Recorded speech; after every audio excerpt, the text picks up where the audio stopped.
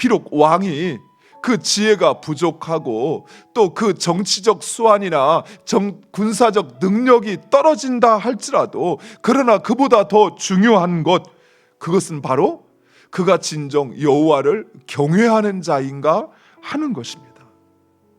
그가 하나님의 율법과 그 하나님의 규례를 지켜 행하는 자인가 하는 것입니다. 왜냐하면 하나님의 지혜와 능력은 인간의 지혜와 능력보다 더 뛰어나기 때문입니다. 그래서 인간의 지혜로서 가장 크고 뛰어난 지혜를 가졌던 솔로몬 왕이라 할지라도 결국 그 솔로몬 왕의 통치로 말미암아 이스라엘은 양분되는 결과를 맞았던 것처럼, 아무리 인간이 지혜롭고 또 능력이 있다 할지라도 그는 결코 하나님을 의지해서 하나님의 지혜와 능력으로 사는 자보다, 행하는 자보다 뛰어날 수 없다라는 사실입니다. 사랑하는 성도 여러분, 하나님을 경외하지 않았던 샬롬은 3개월 만에 그 왕의 자리에서 쫓겨날 뿐만 아니라 자신의 고국에 돌아오지도 못하고 비참한 죽음을 맞이했습니다. 하나님을 경외하지 않는 지도자, 그는 결국 패망하게 되어 있어요. 문제는 그만이 아니라 공동체도 어려움에 처한다는 사실입니다. 살로몬 예레미야 예언처럼 3개월 만에 폐위되어 애굽으로 잡혀가 그곳에서 죽음을 맞이하게 됩니다. 애굽왕 느고는 이러한 샬롬을 붙잡아가고 그의 형이었던 여호야김을 이스라엘의 왕으로 세우게 됩니다. 그런데 이 여호야김 역시 그의 아버지 요시아의 통치를 본받기보다는 자신의 동생이 그렇게 되어지는 것을 봤으면 그러면 하나님께 충성해야 되는데, 그는 오히려 자신을 왕으로 세운 애굽왕 느고의 꼭두가시 노릇을 하게 됩니다. 그는 애굽의 소공을 바치기 위해서 백성들을 압제합니다.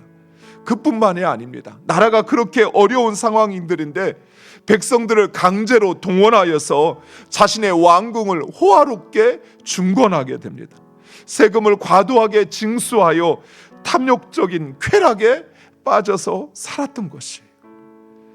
여호야김은 백성들이 헐벗든지 굶든지 상관없이 자기 배만을 위하여 악정을 펼쳤던 것입니다.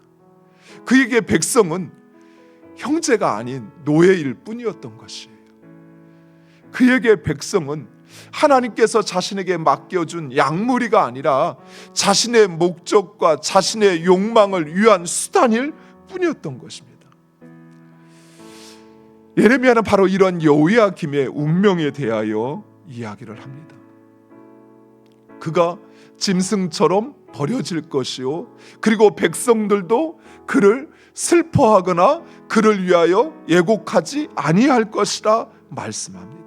그리고 그 예레미야의 예언처럼 여호야김은 결국 바벨론 왕에 의해서 죽임을 당하고 동물처럼 구덩이에 버려지게 됩니다.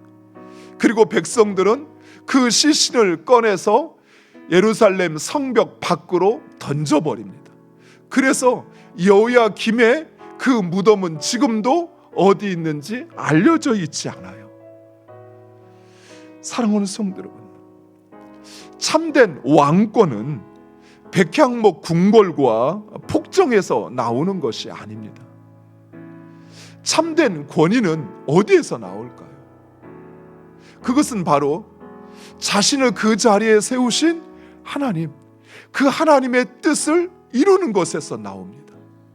좀 더 구체적으로 이야기하면 참된 권위는 사랑과 섬김에서 나온다라는 것이에요. 나에게 맡겨진 약물이 하나님께서 나에게 부탁하신 주님의 그 백성들, 그들을 사랑하고 그들을 살피며 그들을 섬길 때 진정 권위는 인정되고 세워진다는 사실입니다. 자신에게 무엇인가 권위가 있고 그 권위를 세우기를 원하시는 성도 여러분, 우리가 그 권위를 세우기를 원한다면, 여러분이 그 권위를 세우기를 원한다면 먼저 하나님을 사랑하시기 바랍니다. 여러분의 마음과 힘과 뜻을 다하여 그 하나님을 사랑하시기 바랍니다. 그리고 나를 그 자리에 세우신 하나님의 뜻을 쫓아 그 이웃을 섬기고 그리고 배려하고 그리고 참되고 정직하며 관용하며 성실한 삶을 살아가는 여러분 되시기를 간절히 축원드립니다. 우리가 되기를 간절히 축원드립니다.